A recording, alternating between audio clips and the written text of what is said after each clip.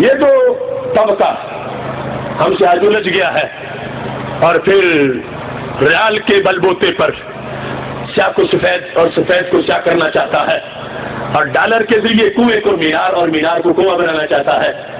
اس کے مقابلے میں ہم اللہ کے فضل سے نکلے ہیں اور ہم بدنی وسائل سے نہیں مدنی وسائل سے مقابلہ کر رہے ہیں.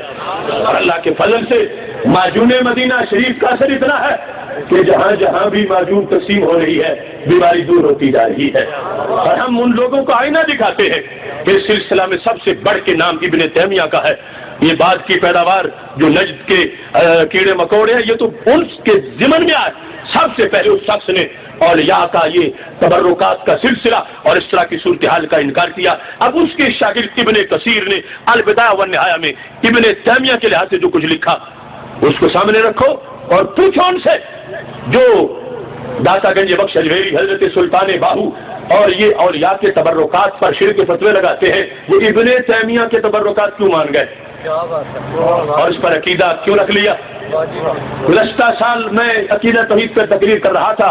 اسٹیڈیم میں لاکھوں لوگ موجود تھے اور میں کہہ رہا تھا داتا گنج بخش اجمیری کے بیٹے میدان میں اتر آئے ہیں اور امام احمد رضا کی فکری نسل تحقق میں ہے ان ظلمتوں کے جو اہل حق کا رستہ روکنے کے لیے آئے. کچھ دنوں کے بعد انہوں نے سیمینار کیا اور 200 سے 300 تک افراد پورے سیمینار میں اکٹھے تھے اور کہہ رہے ہیں جلالی سنو ابن تیمیہ کے بیٹے بھی آ گئے ہیں. تو میں ابن تیمیہ کے بیٹوں کو دعوت دے رہا ہوں کہ وہ جواب دیں. جس وقت ابن تیمیہ کی وفات ہوئی یہ اس کے شاگرد کی بات ہے جو البدایہ والنہایہ میں 14ویں جلد کے اندر موجود ہے. وفات و شیخ الاسلام ابی العباس تقی الدین احمد بن تیمیہ. یہ شیخ الاسلام کا لفظ بھی اس دور میں بہت عجیب لفظ بن گیا ہے. اس وقت ابن تیمیہ کے لیے بھی یہ استعمال ہو رہا تھا اور آج اس لحاظ سے بڑے بڑے خطرات ہمارے سامنے آ گئے.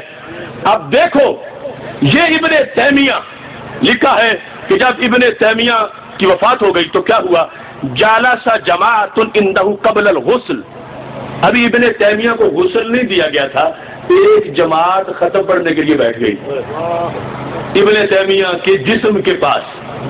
پھر وقرأ القرآن اور انہوں نے قرآن پڑھا. خاتمی ہمیں کہتے ہیں کہ یہ بریلوی ختم کے پیچھے چلے پھرتے ہیں. ہم تو قبر کے پاس ابن تیمیہ سامنے اس کی میت پڑی ہے تو انہوں نے ختم شروع کر دیا. اور صرف ختم ہی نہیں کہتے ہیں وَتَبَرَّكُوا بِرُؤْيَتِهِ ابن تیمیہ کو دیکھ دیکھ کے برکتیں حاصل کر رہے تھے. تبرکوا برؤیتہ تبرکوا برؤیتہ. جس نے ساری زندگی تبرک کا انکار کیا وہاں سے برکت ملے کیسے. لیکن یہ رب کی قدرت ہے کہ منکر کے گھر سے بھی حق کی آواز نکل آتی ہے. تبرکوا برؤیتہ. دیکھ دیکھ کے مرے ہوئے ابن تیمیہ کو برکتیں حاصل کر رہے تھے. چلو دیکھنا تو ٹھیک ہے آگے کیا ہے. آگے لکھا ہے وَتَقْبِيلِهِ اسے چوم چوم کے برکتیں حاصل کر رہے ہیں. کہاں گئی وہ توحید کہاں گیا وہ اسلام جو ولیوں کی دہلیز کے بوسے پر شرک کے خطرے تھے جو برکت اور تبرک کے لحاظ سے بے لگامی تھی جو میرے نبی علیہ السلام کے منبر شریف کے چومنے والے پر ابو جہل ہونے کا فتویٰ تھا وہ کہاں گیا. ابن تیمیہ کو دیکھ کے بھی برکت اور پھر چوم کے بھی برکت اور پھر حد ہو گئی. مرد تو چلو مرد ہیں ان کے بقول جو کچھ یہ کر رہے تھے خود ان کے گھر میں ثم انصرفوا مرد پیچھے ہٹ گئے. ثم حضر جماعت من النساء عورتیں آ گئی. ففعلن مثل ذلك انہوں نے بھی ابن تیمیہ کو چوما. یہ کہاں کی شریعت ہے. ففعلن مثل ذلك یہاں سے لے کر نجد کے گنجے پتھروں تک میرا چیلنج ہے. جواب دو ولیوں کے مریدوں پر طنز کرنے والوں اور اہل سنت پر شرک کے تیر برسانے والوں. یہ تمہاری اپنی کتاب تمہارے گھر کی کتاب تمہارے امام کے بارے میں تمہارے امام نے لکھا ہے. اس کو چومے مرنے کے بعد تو برکت ملے اور مردین غیر محرم عورتیں بھی چومتی رہی، تو مفتی گونگے خاموش کیوں رہے؟ کیوں ایسا کیا گیا؟ اور پھر صرف یہ نہیں، ایت شاربہ جماعت الماء الذی فضل من غسلہ، اسے غسل دینے کے بعد جو پانی بچا تھا وہ بھی گٹ گٹ کر کے پی گئے۔ یہ لکھا ہے شاربہ جماعت الماء الذی فضل من غسلہ۔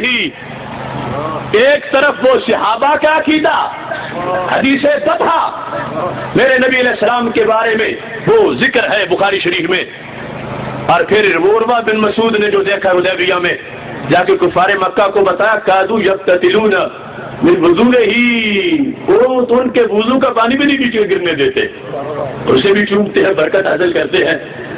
ہم جس وقت یہ حوالہ پیش کریں کہتے ہیں وہ اس وقت سرکار کی خصوصیت تھی، صحابہ کی خصوصیت تھی، حالانکہ وہ صحابہ تو بعد میں خود اس پہ عمل پیرا رہے۔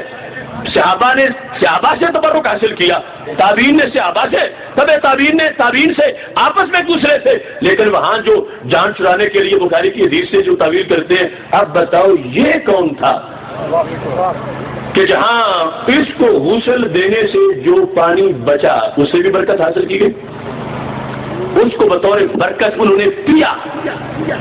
بدعتی ہمیں کہتے ہیں، الزام ہمارے اوپر لاتے ہیں، اپنے گھر کبھی دیکھا ہی نہیں، ابن تیمیہ کے غسل کا پانی بھی نہیں چھوڑا، اور ابن تیمیہ کے غسل کے پانی کو انہوں نے پیا۔ پھر کیا ہوا؟ وَاقْتَسَمَ جَمَاعَةٌ بَقِيَّةَ الصِّدْءِ الَّذِي غُسِلَ بِهِ، وہ بیری کے پتے جو پانی میں ڈال کے پانی کو گرم کیا گیا تھا ابن تیمیہ کو غسل دینے کے لیے، وہ پتے بھی برکت کے طور پر چبا لیے گئے۔ یہ سامنے موجود ہے۔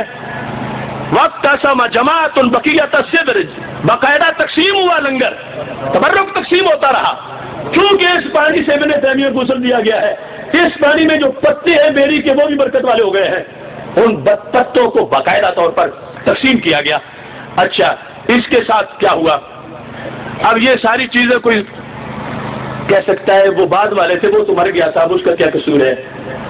میں یہ کہوں گا کہ بعد والے بھی تو بطور فخر ذکر کر رہے ہیں کہ ہمارے شیخ کا دیکھو شان کیا ہے اور مقام کیا ہے، اور کوئی عام لکھتا، یہ تو ابن کثیر نے لکھا نا جو ابن تیمیہ کے شاگرد ہے، اور اس نے یہ نہیں لکھا کہ کچھ جاہل لوگوں نے یہ کام شروع کر دیا، وہ تو فخر کے طور پر بتا رہا ہے۔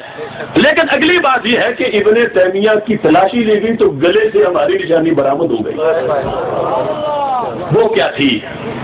کہتے ہیں کہ وَدُّفِعَ فِي الْخَيْطِ الَّذِي كَانَ فِيهِ الذِّئْبَةُ الَّذِي كَانَ فِي عُنُقِهِ،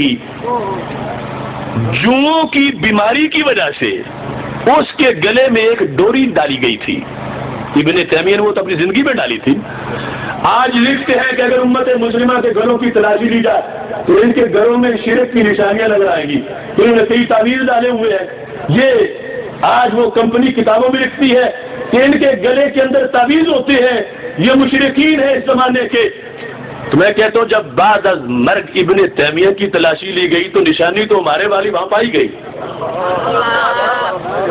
ڈوری تھی جوؤں کی بیماری کو دور کرنے کے لیے، اور بیماری بھی کیسی ہے؟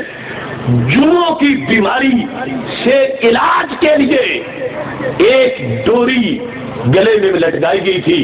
اب جس وقت وہ پائی گئی تو یہ نہیں کہ اسے فوراً توڑ کے چھپا دے کہ یہ تو ہمارے عقیدے کے خلاف ہے، امام ہمیں بتاتا کچھ رہا ہے، خود کچھ کیا ہوا ہے، اپنی گردن کے ساتھ کیا لٹکایا ہوا ہے۔ کہتے ہیں کہ نہیں، وَدُّفِعَ فِي الْخَيْطِ الَّذِي كَانَ فِيهِ الذِّئْبَةُ الَّذِي كَانَ فِي عُنُقِهِ 150 درہما، اس کی بولی لگی اور 150 درہم میں اس کو بیچ دیا گیا کہ برکت اور تبرک۔